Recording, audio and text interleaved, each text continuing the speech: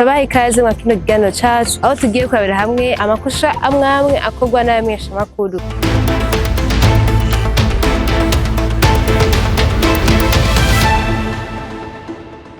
Mwaramutse canke mwiriwe bivanye naho muherereye kuri mikro za Isomo TV muri kumwe na Chanel Benimana. Turabaha ikaze mu kino kiganiro cacu aho tugiye kurabira hamwe amakosa amwe akorwa n'abamenyesha amakuru bakabikora mukamenya canke hanabikora babizi. Kwisunze ingingo ya 29 yo mu gitabo c'amategeko agenga abamenyesha amakuru arerekana amwe muri ayo makosa nko gutukana, gutyoza, injira mu buzima bw'umuntu canke se gushikiriza amakuru atariyo. Inyuma y'iyo ngingo rero hariho ingingo 82 yerekana ko uwo wese agize ikibazo bitewe n'ayo makuru yashikirijwe arashobora kwitwara maze akaronswa indishi y'akababaro. Abajournaliste twese rero duhamagarirwa gushikiriza amakuru twatohoje neza. Urakoze.